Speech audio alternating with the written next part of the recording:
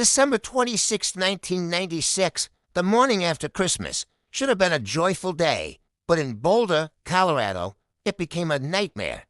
6-year-old JonBenét Ramsey was reported missing from her family home hours later. Her body was found in the basement. She had been killed. The crime scene was chaotic, conflicting, and full of unanswered questions.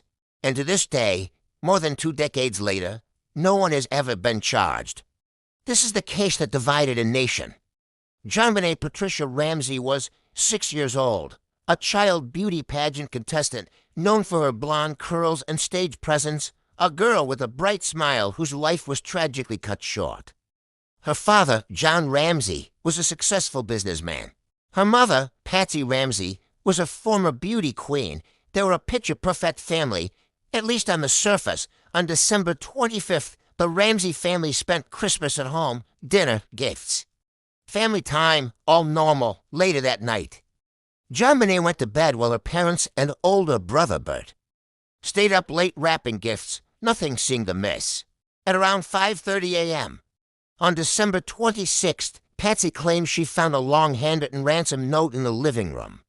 It demanded $118,000 for JonBenét's return, an oddly specific amount, mirroring John's recent bonus. There were no demands of violence, just instructions. And that was the first of many strange elements. The note was long over 2 pages full of awkward phrasing, written in pencil. It instructed no police involvement, specific instructions for pickup, a warning to leave the note in place. Experts later analyzed the handwriting and style. Some insisted it looked staged. Others believed it was attempted misdirection. The exact origin of the note remains unknown. Neighbors and friends arrived at the Ramsey home after Patsy's phone call. Police came. The house quickly became a crime scene, but not before some key mistakes. Friends were allowed inside. Footprints were not preserved. Items were moved. The ransom note was handled without gloves. This would have a massive impact on evidence quality. Hours later, JonBenét's body was found wrapped in a blanket in the basement, in a part of the house that was not easy to access. She had a cord around her neck, a fracture at the base of her skull, signs of asphyxiation. This was no simple missing child case. It was a brutal murder. The evidence was confusing and contradictory. The staging theory. Some believed the family staged. The crime to cover internal involvement. The intruder theory. Others pointed to evidence like unknown DNA on JonBenét's clothing, footprints inconsistent with the Ramsey family, a broken dumbbell near the body in 1998. Prosecutors even attempted to indict John and Patsy, but both were exonerated due to lack of evidence. Experts called the evidence contaminated, mismanaged, misinterpreted. It remains one of the most debated forensic investigations in U.S. history. Over the years, theories have ranged widely. 1. Family member involvement, based on the ransom note and initial investigation. 2. An intruder, someone entering the house. Undetected. 3. A known criminal. Reports surfaced of unsavory characters seen near the home. Each theory has racked up support, opposition, experts analyzing every angle, but none have led to a definitive conviction in 2008 and again in 2013. The Boulder Police Department released statements claiming new DNA technology found unknown male. That DNA did not match any family member. This sparked renewed interest. But the DNA did not directly match any known suspect in databases. The results were described as partial or inconclusive. It led to further speculation, not closure. This became one of the most controversial chapters in the case. Investigators found contradictions. And statements from household staff, accounts of where parents were at specific times. Timelines given by adults in the house. Some experts argue contradictions don't equal guilt, but they do raise questions. Others insist memory under stress can be unreliable, regardless. These inconsistencies kept the case in the public eye. The JonBenét case became a media spectacle. Tabloid headlines, television documentaries, books, podcasts. It sparked debates about parenting scrutiny, media influence, DNA technology limits, law enforcement missteps. The world watched and argued. As of now, the case is technically still open. New tips are evaluated.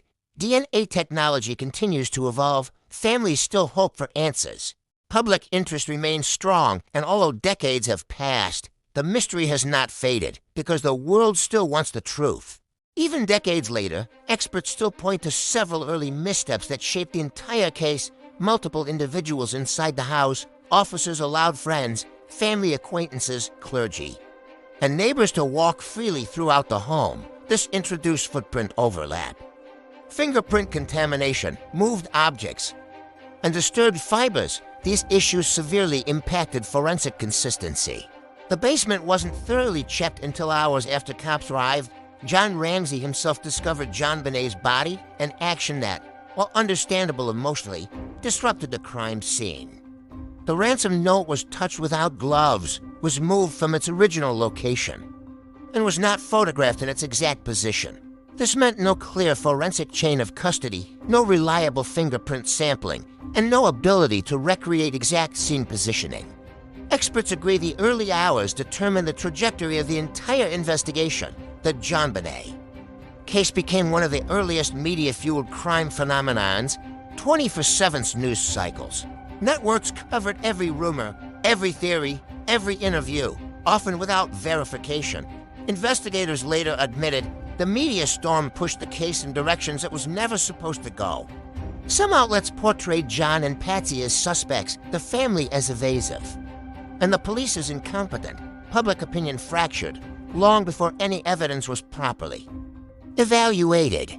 Over the months following the tragedy, the Ramsey family did several interviews. Some viewers interpreted the family's behavior as nervous, guarded, or unemotional. Others viewed them as traumatized, distrustful of police, and misunderstood. Trauma psychologists later stated families under intense grief often behave in unpredictable ways. Emotional reactions cannot be used alone to determine guilt or innocence. This remains one of the most debated aspects of the case. JonBenét's older brother, Burke, was only a child during the incident. As an adult, his later televised interview generated renewed public interest, social media discussions, and analysis of his childhood behavior.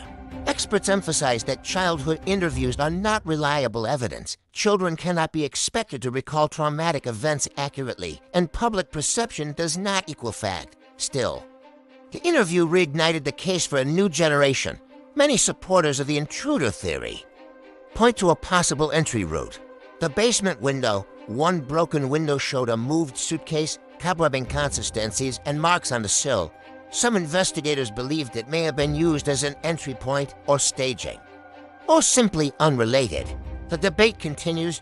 Traces of unknown male DNA found on JonBenét's clothing has fueled speculation about a third-party intruder, a possible predator, or secondary or tertiary transfer contamination. The Boulder Police Department has reiterated DNA evidence alone is not enough, but it is still important. The 20th anniversary brought new documentaries, re-examinations, and expert panels. Some reinforced the staging theory and timeline inconsistencies. Others emphasized the likelihood of outside intrusion, modern forensic limitations, and the complexities of crime scene psychology. These programs revived questions. Was the note written inside the house? How long was the house unsecured? Did investigators focus too narrowly on the family? Even with modern ray analysis, the case stayed divided. In 1999, a grand jury considered charges against the Ramseys, but no charges were ultimately filed due to lack of evidence. In 2008, the family was publicly cleared based on DNA results. The lead detective later said, "We may never know the full truth, but we continue to follow an incredible lead." Criminal profilers evaluated the behavior of the killer, the content of the ransom note, the basement staging, and the nature of the attack. Some concluded the note suggests someone familiar with movies. The staging indicates panic, and the ransom request seems symbolic.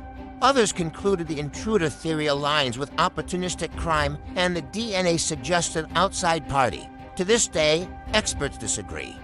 Several key factors continue to block resolution. Early evidence contamination, conflicting forensic interpretations, incomplete DNA samples. The family versus intruder debate dividing investigators, witness inconsistencies, and time decay of physical evidence. A former FBI agent summarized it. This case became too big, too fast, and once that happens, truth becomes harder to find today.